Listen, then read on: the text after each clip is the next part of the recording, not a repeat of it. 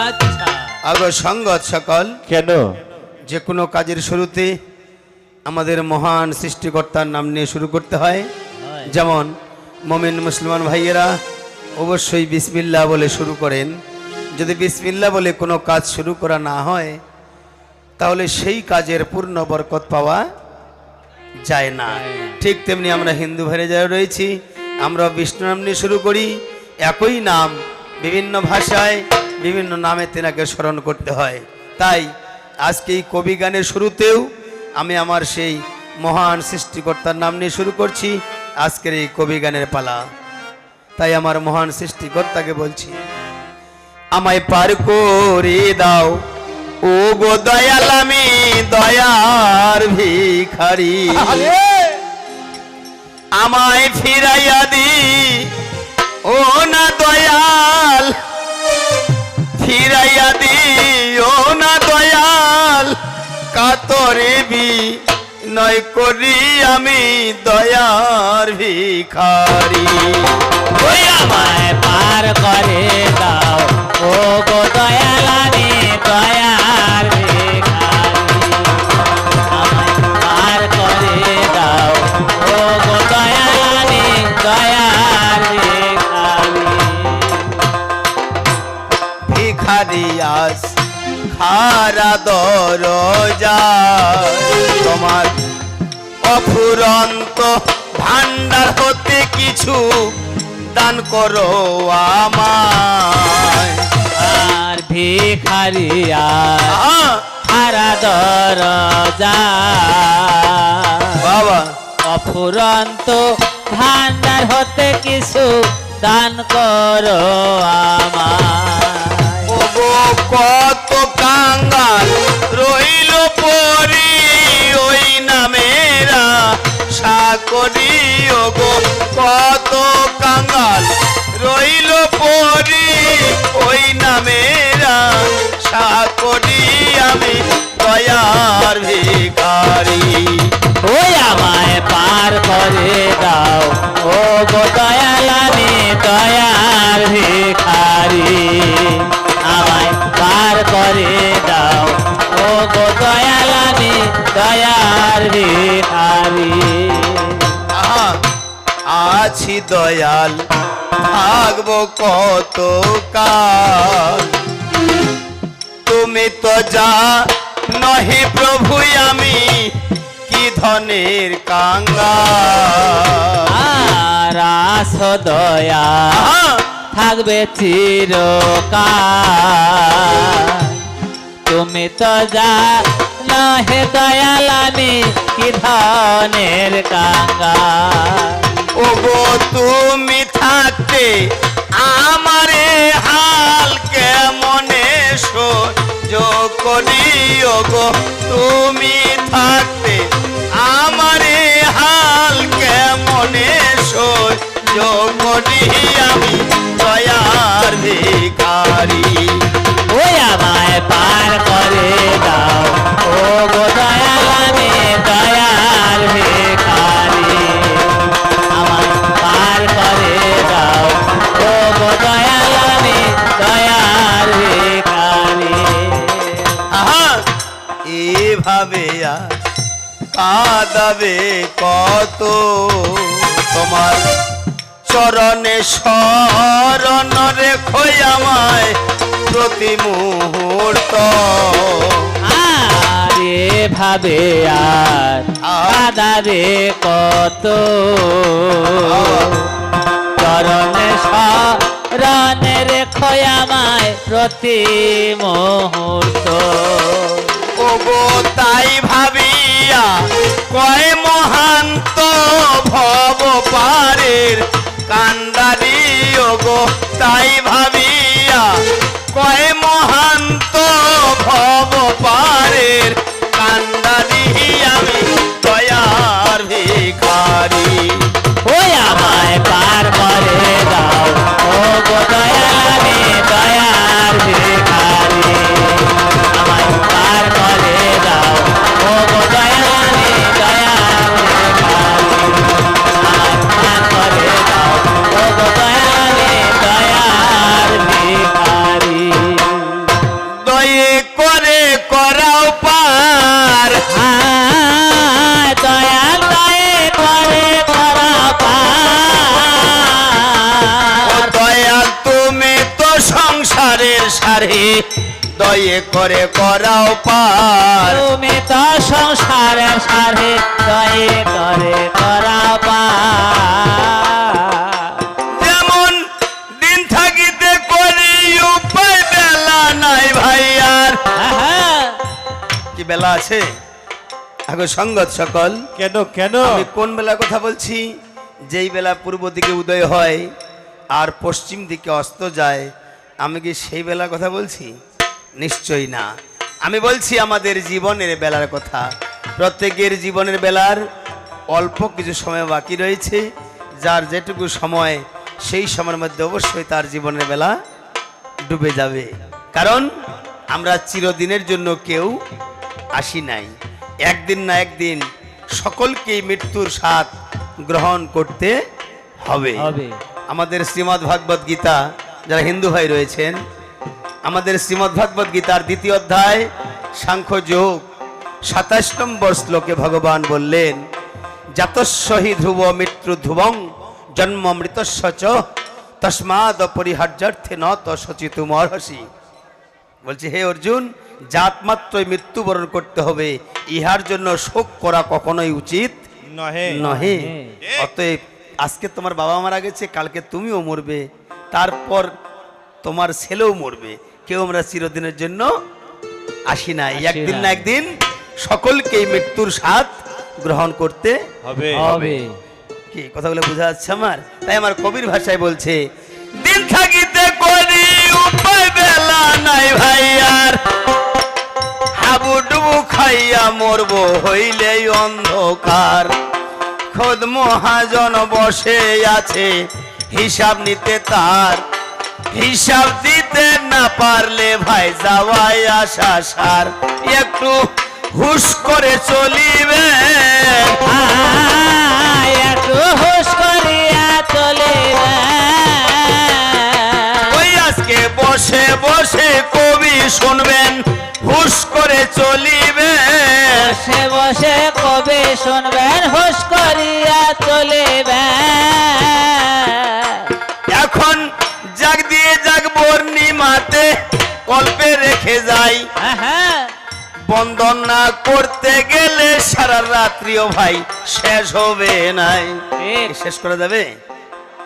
আল্লাহ বা ভগবানের গুণ বর্ণনা করে শেষ করা যায়? কখনোই শেষ করা যায় না। যেমন মুমিন ভাইদের উদ্দেশ্যে বলছি, পবিত্র কোরআনের সূরা লোকমান 27 নম্বর আয়াতে বলা হয়েছে। আমার কথাগুলি বুঝতে পারতেছেন? কি বোঝা যাচ্ছে? পবিত্র কোরআনের সূরা লোকমান 27 নম্বর আয়াতে বলা হয়েছে, সমস্ত পৃথিবীর নদ নদী খাল বিল সাগরের পানি পর্যন্ত যদি খালি হয়, আর পৃথিবীর সমস্ত বৃক্ষকে যদি কলম বানানো হয়, আর সেই বৃক্ষের পাতাগুলিকে যদি কাগজ বানানো যায়, তবু আল্লাহ রাসূলের গুণগান লিখে শেষ করা যাবে না।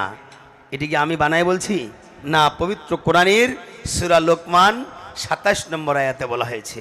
অতএব সংক্ষেপে বর্ণিমাতে আমি রেখে যাই, আমার নিজের পরিচয় এখন আপনাদের জানাই।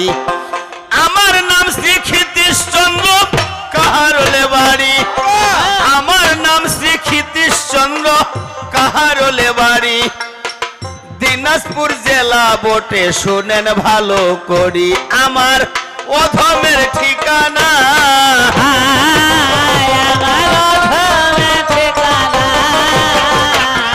ওই কথা বসে শুনেন ভদ্রজনা, অধমের ঠিকানা। বসে শুনেন ভদ্রজনা, অধমের ঠিকানা। এখন কবি গানের নিয়ম আছে, জানেন সবাই। সপক্ষ বিপক্ষ দুটি দলের দরকার ভাই। কি এক দলে কবি গান হবে? নিশ্চয়ই না, অবশ্যই দুটি দলের প্রয়োজন। আমার বিপক্ষ সরকারের নামটি কর্ণে শুনতে পাই, কাজল রানী তাহার নামটা শুনেছেন সবাই। তারই সঙ্গে আজকে আমার পাল্লা বেঁধে গেল, নারীর সঙ্গে আজকে আমার পাল্লা বেঁধে গেল। তাহলে সম্পর্ক করতে হবে জানেন ভাই সকল, কি সম্পর্ক করব এখন আপনাদের জানাই। কমিটির সিদ্ধান্ত যেটা শুনিবেন সবাই, কমিটির যেটা সিদ্ধান্ত সেই সিদ্ধান্ত অনুযায়ী আজকে আমাদের চলতে হবে। যেহেতু কমিটি এত টাকা খরচ করে আমাদের দুইটা দলকে বায়না করে নিয়ে এসেছে, অতএব কমিটির সিদ্ধান্তই চূড়ান্ত। কমিটির সিদ্ধান্ত হচ্ছে, যেহেতু আজকে এই অকড়া শিবপুরে কবিগান এবং শিব পূজা উপলক্ষে কবিগান, সেহেতু আজকের সম্বন্ধরা করতে শিব এবং সতী। বাহ বাহ বাহ বাহ। কি কথাটা বোঝা গেছে? কমিটির কথা হচ্ছে যে শালিদুল্লাহ ভাই আর বিহাই বেআইনি অনেক শুনেছি, ওইলা আজকে হবে না। আজকের সম্বন্ধ হবে শিব এবং সতী, অর্থাৎ স্বামী এবং স্ত্রী। ঠিক। কি কথাটা বোঝা গেছে? আচ্ছা, এখন কমিটির যেহেতু ওই উপলক্ষে গান, কিন্তু তারপরে একটা মা বোনদেরও অনুমতির প্রয়োজন আছে। কি মা ওইটা সম্বন্ধ করব স্বামী এবং স্ত্রী? বাহ বাহ বাহ, ধন্যবাদ ধন্যবাদ। তাহলে ঠিক আছে, কারণ স্বামীর প্রতি স্ত্রীর কর্তব্য কি আর স্ত্রীর প্রতি স্বামীর কর্তব্য কি, দুইটাই আলোচনা হবে। ঠিক। কি কি কথাটা বোঝা গেছে আমার? তাহলে ক্ষিতীশচন্দ্র নামটি এখন বাদ দিয়া যায়, বর্তমানে আমার নামটি শিব ভোলানাথ ভাই। দেবাদিদেব মহাদেব হইল আমার নাম, দেবাদিদেব মহাদেব হইল আমার নাম। অনাদির আদি আমি শুনেন বর্তমান, অনাদি পুরুষ এক নিরঞ্জন নামে। জন্মিলেন আদ্যা শক্তি যার ললাটের ঘামে, তারই গর্ভে জন্ম হইল পুত্র 3 জন, ব্রহ্মা বিষ্ণু মহেশ্বর দেব ত্রিলোচন। সেই মহেশ্বর বা ত্রিলোচন সেটা হচ্ছে আজকের জন্য আমি। ঠিক। আর আমার বিপক্ষের গায়িকা যেহেতু একজন নারী বা মহিলা মানুষ, এই জন্য ওনাকে মহিলা বানাইলাম, অর্থাৎ আজকে তার নাম হচ্ছে সতী। দক্ষ রাজার মেয়ে তিনি, সতী তার নাম। দক্ষ রাজার মেয়ে তিনি, সতী তার নাম। আমার সঙ্গেতে তার ভাই বিয়ে হইয়া যান। তাহলে কি হইল আজকে? ইস, স্বামী আর স্ত্রী। স্বামী আর স্ত্রী। তাহলে আমি হইলাম স্বামী আর উনি হচ্ছে তোমারও স্ত্রী। ওরা বলে স্ত্রী ভালো হয়ে পারিবেন। আজকের জন্য সম্বন্ধ হচ্ছে স্বামী এবং স্ত্রী। তবে একটা কথাই এই জায়গাতে আপনাদের জানাই, বিশেষ করে মা বোনদের জানাচ্ছি, যতগুলা মা বোনেরা এসেছেন সবাই, মাগো বলেন দেখি স্বামীর হুকুম নিয়ে আসছেন কি নাই? এই হইল কাম, ও নিয়ে আসছেন? এই হইছে কাম। ও কেউ কেউ স্বামীর হুকুম নিয়ে আসছে, আবার কেউ স্বামীর সঙ্গে করে নিয়ে আসছে। বাহ। ঠিক। স্বামী স্ত্রী উভয় আসে নাই? আসছে। অনেকে আসছে। আবার অনেকে স্বামীর স্ত্রী যে বাড়ি পাহারা দিবে, বলে তুই থাকিস এখানে, বাড়িটা দেখিস, হ্যাঁ আমি এখানে কবি গান শুনবে যাও। ঠিক। এরকম বিষয় না? ঠিক। মানে দূর দূরান্ত কবি গান শুনবে যাওয়া পারে পুরুষ মানুষ, কিন্তু মহিলা তো যাওয়া পারে না। পারে? যেহেতু বাড়ির কাছে এই জন্য মা বোনরা আসছে, আর পুরুষদেরকে হয়তো বাড়িতে রাখছে, আর যদিও আসছে কিছুক্ষণ ব্যাপারে চলে যাবে, কিন্তু মা থাকে যাবে। এই জন্যই স্বামীর হুকুম অবশ্যই নিতে হবে। কারণ স্বামীর হুকুম নিতে হবে কি জন্য হয়? স্বামীর সেবা করতে হবে, এটা নারীর ধর্ম হয়। কি মা? এটা নারীদের ধর্ম। নারীরা অন্য কোনো দেবদেবীর পূজা না করলেও চলবে, যদি স্বামী সেবা করে, স্বামীকে সন্তুষ্ট রাখে, অন্য কোনো দেবদেবীর পূজা না করলেও চলবে। কি মা? স্বামীকে সন্তুষ্ট রাখলেই হচ্ছে নারীদের প্রধান ধর্ম, হচ্ছে স্বামীকে সন্তুষ্ট রাখা। শাস্ত্র বলছে স্বামী বড় ধন, মাগো স্বামী বড় ধন, নিত্য দিনে সেবা করবেন স্বামীর চরণ। সতী নারীর প্রতি যেমন পর্বতের চূড়া, ও সতীর প্রতি মাগো ভাঙ্গা নায়ের গুড়া। আমার কথাগুলি বুঝা পাচ্ছেন? কি খারাপ কিছু বলছি? স্বামী সেবা করতে হবে আমি বলছি ভাই। তাই বলে স্বামী সেবা মানে স্বামীর পাও ধরিয়ে পড়ে থেকে এটা স্বামী সেবা না। না। স্বামীর কথা মেনে চলাটাও একটা স্বামী সেবা। তাহলে নিশ্চয়ই মোটামুটি সবাই স্বামী সেবা করেন তো, না করেন না? করে করেন। হ্যাঁ, অর্থাৎ স্বামীর কথা মেনে চলাটাও হচ্ছে স্বামী সেবা। তাহলে মোটামুটি সবাই স্বামী সেবা করেন। আচ্ছা, কারা কারা করেন না হাত তুলেন তো। কেন হাসেছেন? না খারাপ বলি, আমি বলছি কারা কারা স্বামী সেবা করেন না হাত তুলেন। আমি খুব খুশি হইলাম কেউ হাত তুলে না, মানে সবাই স্বামী সেবা করে, এই জন্য কেউ হাত তুলে না, খুব খুশি হইলাম। আর দর্শকগুলা খুব শান্তি পাইল। কেন? ওই যে আমরা হাসি ফেলাইল। কেন শান্তি পাইল? ওই যে স্বামী সেবা কারা কারা করেন না হাত তুলেন। আচ্ছা, কেউ হাত তুলে না, ওই জন্য আমরা শান্তি পাইল। বাবা যাদের বিয়ে হয়েছে আমরা স্বামী সেবা করে বিদে হাত তুলে না। আচ্ছা, আর চিংড়িলা তোমরা কেন হাত তুলে না? তোমরা কি স্বামী সেবা করেন না কিতে? ওই এইটা বুঝা পাইছি। ও ও রাগ করলা? ঠিকই আছে, বুঝা পাইছি। কি যারা বিয়ে হয়েছে তারা স্বামী সেবা করবে, হ্যাঁ। আর যাদের বিয়ে হয় না তারা ওই বয়ফ্রেন্ডের সেবা করবে, একই জিনিস। না না, নিশ্চয়ই এটা হচ্ছে বায়নের রস, আর যেই রসটুকুর জন্য সারা রাত ধরে হাসি মুখে কবি গান শুনবে। ঠিকই আছে, কিন্তু আসল কথাটি হচ্ছে আমি বলছি যাদের বিয়ে হয়েছে নিশ্চয়ই তারা স্বামী সেবা করবে, আর যাদের বিয়ে হয় নাই তারা বয়ফ্রেন্ডের করবে, তারা পিতামাতার সেবা করবে। পিতামাতা যেই কথা বলবে, বাবা মা যেই কথা বলবে সেই কথা মেনে চলবে। কি মা ঠিক আছে? রাগ করলা? এখন তো কথা হ্যাঁ ঠিক আছে। আর বাড়ি দেখালে ফেসবুক নিয়ে পাগলা কি?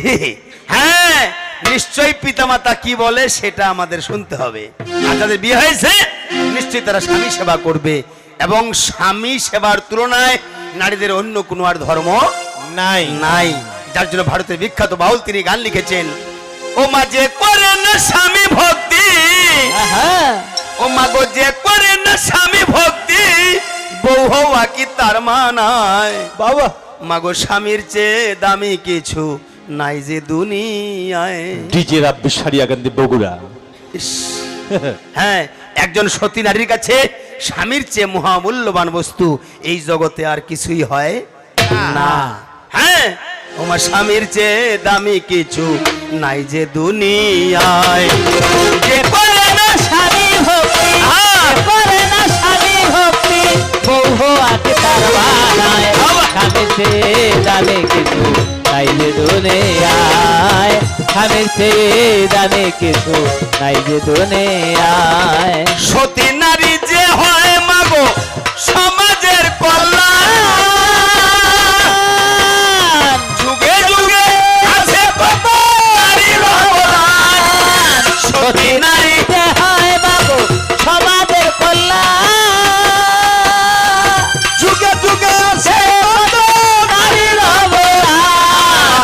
সাবিত্রী বেহুলা সতী, সাবিত্রী বেহুলা সতী, সাবিত্রী বেহুলা সতী মরা স্বামীর প্রাণ বাঁচায়। স্বামীর চেয়ে দামি কিছু নাই যে দুনিয়ায়, মাগো স্বামীর চেয়ে দামি কিছু নাই যে দুনিয়ায়। যে করে না স্বামী ভক্তি, করে না স্বামী ভক্তি, বউ হওয়া কি তার বানায়? স্বামীর চেয়ে দামে কিছু নাই যে দুনিয়ায়, স্বামীর চেয়ে দামে কিছু নাই যে দুনিয়ায়। সংসার সুখী হয় মা রমণীর গুণে।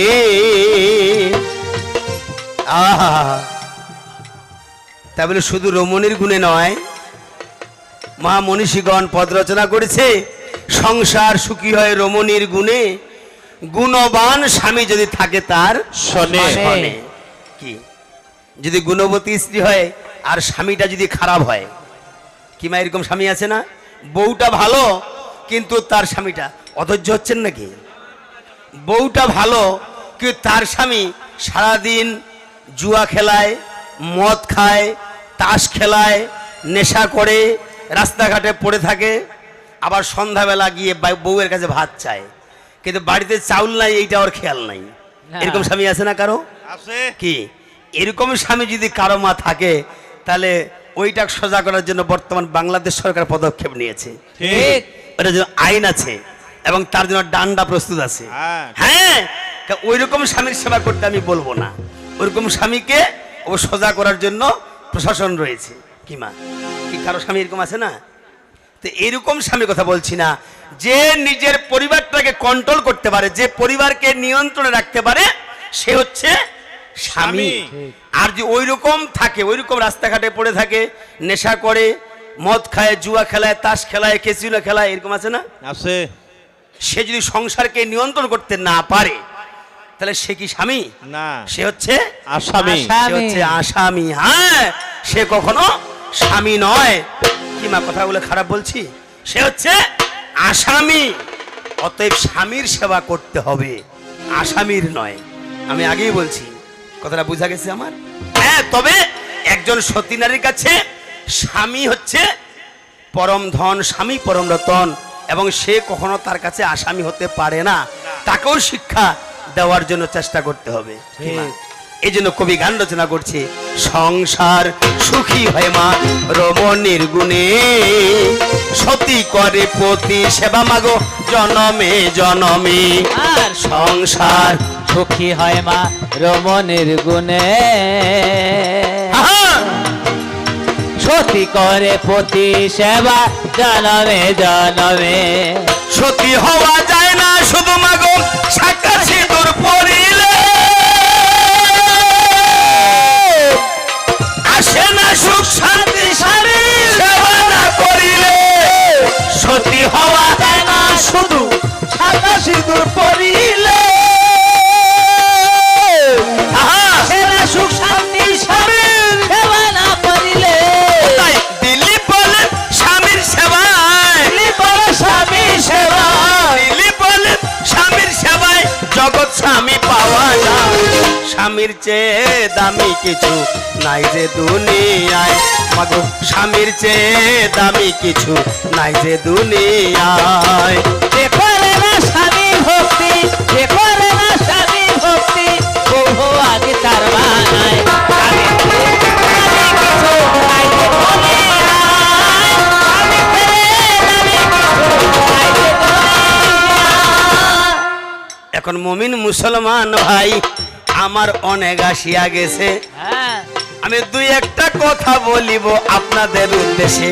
বেশি কিছু বলার প্রয়োজন নাই, যেহেতু কমিটি সময় কম দিয়েছে এই জন্য বেশি কিছু বলবো না। শুধু যেহেতু অনেক মুসলমান ভাই এসছেন এই জন্য শুধু নবীর গুণ প্রশংসামূলক একটি গান গেয়ে আমার পালা শেষ করব। ঠিক। কারণ নবীর গুণগানমূলক গান না গাইলে পালা গাওয়াটা আমাদের সম্পন্ন হবে না। কারণ যেই নবীকে সৃষ্টি না করলে আল্লাহ পাক এই বিশ্ব জগতের কিছুই সৃষ্টি করতেন না। করতেন না। আর সেই নবীর গুণগান আমরা গাবো না, এটা তো হয় না। কি? কারণ যেই নবীকে আল্লাহ পাক নিজেই সম্মান দিয়েছে। কখন? যেদিন আমার দিনের নবী কি কর্ম করিল, আল্লাহর সঙ্গে দিদার করতে মেরা যেতে গেল, তখন আল্লাহ সঙ্গেতে কথা বলিয়া নবীজি যখন ফেরত আসতেছে গিয়া, নবী সাহেব যখন নবী আল্লাহর কাছ থেকে ফেরত আসছে তখন আল্লাহ পাক নবীকে ডেকে ডেকে কি বলছে ওইটা আমার একটা গানের সুরে প্রকাশ করব। কথা বোঝা গেছে? যার জন্য কবি গান রচনা করছে। কি বলেছেন? ওই একটু দাঁড়াও দাঁড়াও ইয়া মোহাম্মদ, আমার নয়ন ভরে তোমায় দেখব, হ্যাঁ, ওই আমার পরাণ ভরে তোমায় দেখব। দেখেন আল্লাহ পাক যাকে বলছে আমার প্রাণ ভরে তোমায় দেখব, সেই নবীর কথা বলছি। ওই আমার পরাণ ভরে তোমায় দেখব, দিলের স্বাদ মিটাইয়া তোমায় দেখব। ওই একটু দাঁড়াও, ওই একটু দাঁড়াও দাঁড়াও ইয়া মোহাম্মদ, আমার নয়ন ভরে তোমায় দেখব। ওই একটু দাঁড়াও দাঁড়াইয়া মোহাম্মদ, আমার নয়ন ভরে তোমায় দেখব। একটু দাঁড়াও দাঁড়াইয়া মোহাম্মদ, আমার নয়ন ভরে তোমায় দেখব। এক রাত্র ছিলেন নবী উম্মে হানির ঘরে, জিবরাইল আসিয়া তারে বলে বিনয় করে। এক রাত্র ছিলেন নবী উম্মে হানির ঘরে, জিবরাইল আসিয়া তারে বলে বিনয় করে। ডেকেছেন আল্লাহ পাকে মেরাজ হবে আপনার সাথে, মেরাজে গেলেন নবী আলাপন হলো সবই। বিদায় বেলা আল্লাহ পাকে হলেন বেকার, আল্লাহ বলে দেখার ইসাত মিটলো না আমার। বিদায় বেলা আল্লাহ পাকে হলেন বেকার, আল্লাহ বলে দেখার ইসাত মিটলো না আমার। তুমি আরো কিছু সময় থাকো, তুমি আরো কিছু সময় থাকো, তুমি আরো কিছু সময় থাকো, দিলের স্বাদ মিটাইয়া তোমায় একটু দাঁড়াও দাঁড়াও ইয়া মোহাম্মদ, আমার নয়ন ভরে তোমায় দেখবো। ওই একটু দাঁড়াও দাঁড়াইয়া মোহাম্মদ, আমার নয়ন ভরে তোমায় দেখবো। একটু দাঁড়াও দাঁড়াইয়া মোহাম্মদ, আমার নয়ন ভরে তোমায় দেখবো। আহা, আশিক মাসুকের খেলা চলছে দমে দমে, ছায়া কায়া এক হয়ে যায় আরো সে আজিমে। আশিক মাসুকের খেলা চলছে দমে দমে, ছায়া কায়া এক হয়ে যায় আরো সে আজিমে। বিদায় নেন রাসূলুল্লাহ, ফিরে এলেন বাইতুল্লাহ, উম্মে হানির ঘরে গেলেন, বিছানা গরম পেলেন। উম্মে হানির ঘরে গেলেন, বিছানা গরম পেলেন। এরই মাঝে 27 বছর হইয়া গেছে গত, আল্লাহ বলে আমার হাবিব আমারই মতো। আহা, আচ্ছা বলুন তো নবীজির মোট বয়স কত বছর ছিল? হ্যাঁ, 65। ও কেউ বলছে 63 আর কেউ বলছে 65। আসলে 63ও নয় 65ও নয়। কেন? আমি বলছি নবীজির মোট বয়স কত বছর ছিল। মোট বয়স 63ও নয়, মোট বয়স 65ও নয়। নবীজির মোট বয়স ছিল 90 বছর।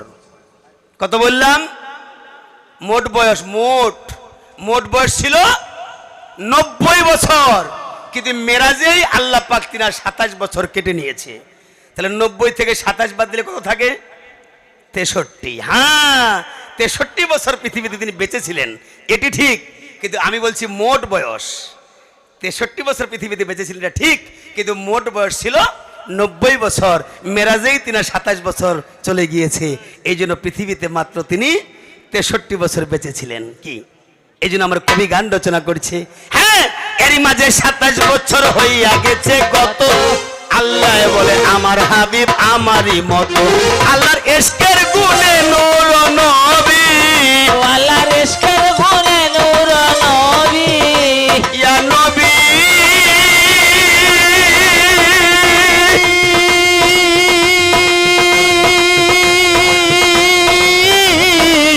ইয়া হাবিবাল্লাহ ওয়াল্লাহ, ইয়া রাসূলুল্লাহ ওয়াল্লাহ, ইয়া রাসূলুল্লাহ। আল্লাহর ইশকের গুণে নূর নবী, আল্লাহর ইশকের গুণে নূর নবী, প্রেমের খেলা তোমায় নিয়ে। একটু দাঁড়াও দাঁড়াও ইয়া মোহাম্মদ, আমার নয়ন ভরে তোমায় দেখবো। ওই একটু দাঁড়াও দাঁড়াইয়া মোহাম্মদ, আমার নয়ন, একটু দাঁড়াও দাঁড়াইয়া মোহাম্মদ, আমার নয়ন ভরে তোমায় দেখবো। আহা, সকালবেলা সকালবেলা সকালবেলা নবী আমার বাইতুল্লাহ আসিয়া সাহাবাকে রামদেরকে তিনি আনিলেন ডাকিয়া। কি আমার কথাগুলো বোঝা যাচ্ছে? দেখেন আমাদের লাইভ চলছে, কিন্তু আমাদের এই ফেসবুক পেজের নাম হচ্ছে KM মিডিয়া। আজকে বিভিন্ন জায়গা থেকে, দেশের বাইরে থেকেও আমাদের এই লাইভ দেখতেছে KM মিডিয়ায়। এই KM মিডিয়ায় যারা লাইভ দেখছেন তারা অবশ্যই সঙ্গে সঙ্গে শেয়ার করে দিবেন, সকলে যেন এই পালা গানটি উপভোগ করতে পারে। সকলকে ধন্যবাদ। ঠিক আছে, তাহলে আমাদের ফেসবুক পেজের নাম কি বললাম? KM media. শুধু আজকে নয়, প্রতিদিন এমনি করে কবি গান, পালা গান আমাদের এই KM মিডিয়া ছাড়ানো হয়। আপনারা সকলে লাইভ দিবেন, শেয়ার করবেন, অবশ্যই এই কবি গান আমাদের শুনতে পাবেন KM মিডিয়ায়। কথা বোঝা গেছে? তাই আমার কবি কি বলছে? সকালবেলা সকালবেলা সকালবেলা নবী আমার বাইতুল্লাহ আসিয়া সাহাবাকে রামদেরকে তিনি আনিলেন ডাকিয়া। মেরাজের যা ঘটনা করিলেন সব বর্ণনা, পাঞ্জেগানা নামাজ রবে শরীয়ত জারি হবে, পাঞ্জেগানা নামাজ রবে শরীয়ত জারি হবে। সালাতে মুমিনের মেরাজ বলছে আল্লাহ পাকে, নূর নবীজি নূর তাজেল্লা যার কলবে থাকে। সালাতে মুমিনের মেরাজ বলছে আল্লাহ পাকে, নূর নবীজি নূর তাজেল্লা যার কলবে থাকে। ইব্রাহিম কইরা রাসূলুল্লাহ,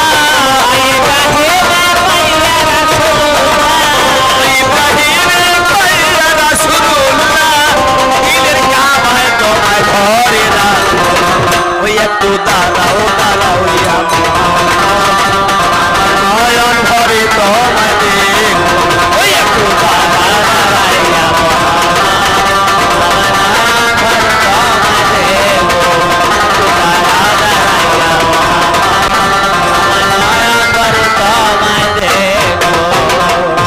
আগে অল্পে অল্পে বিরাম করে যাই।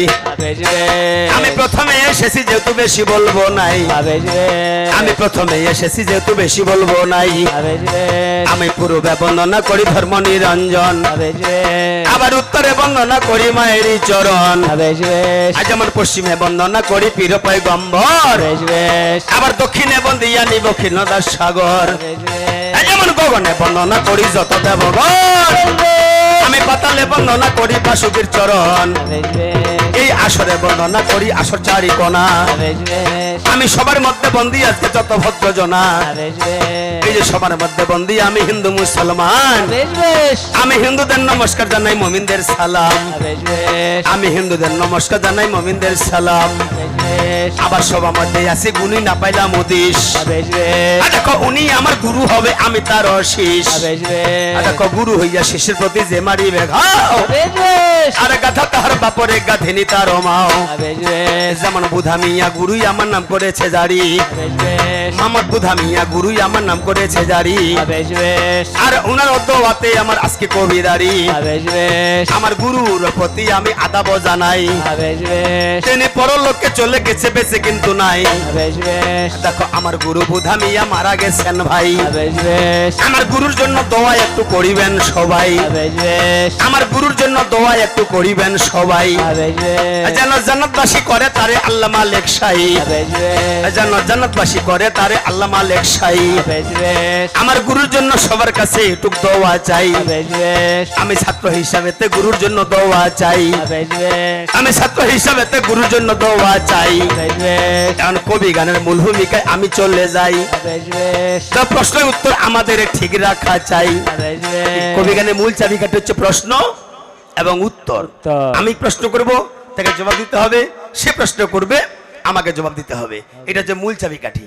আমার প্রথমবারে যেহেতু আসছি, প্রথমবারে বেশি দূরে প্রশ্ন করছি না।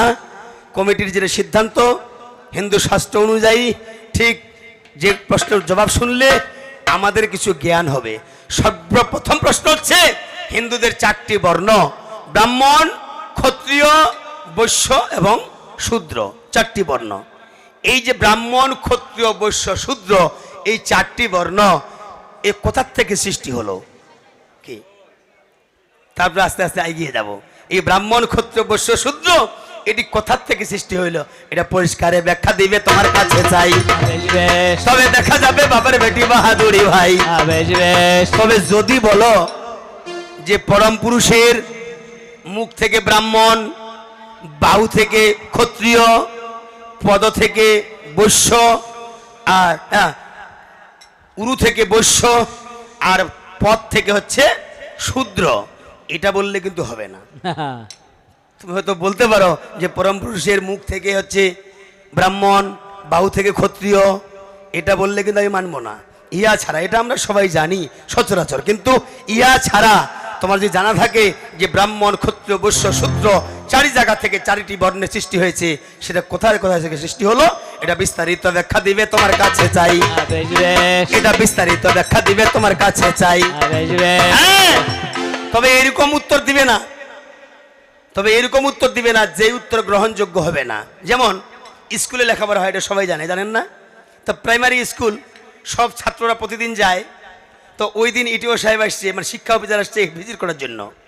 তো প্রধান শিক্ষক যিনি হেডমাস্টার, তিনি কিন্তু ভয়ে কাঁপতেছে, কারণ স্কুলে সরকারি স্কুল তো ঠিক মতো লেখাপড়া হয় না। টেবিলত মাথা দিয়ে ঘুমাছে কি শিক্ষক, মাইন্ড করবেন না, অনেক শিক্ষকও থাকতে পারেন, যেটা বাস্তব কথা আমি এটা বলছি।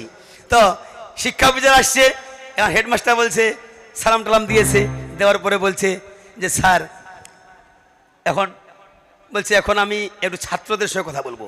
মাস্টার তো কাঁপা শুরু হয়েছে, কী যে প্রশ্ন করিবে আর কী যে উত্তর দিবে, আমি তো নিয়মিত ক্লাসও নেই না। তো পিছন থেকে ছাত্রদেরকে শিখাই দিচ্ছে, যদি শিক্ষা অফিসার প্রশ্ন করে যে নিয়মিত ক্লাস হয় কিনা, তোমরা বলবে হয়। পিছন দিকে থেকে শিখাই দিচ্ছে আর কি, হয় এটা বলবে। তো ঠিক ছাত্রদেরকে বলছে যে বাবা ছাত্ররা বলো তো এই স্কুলে কি নিয়মিত ক্লাস হয়? তো পিছন থেকে ছাত্র শিখাই দিচ্ছে হয়, বলো।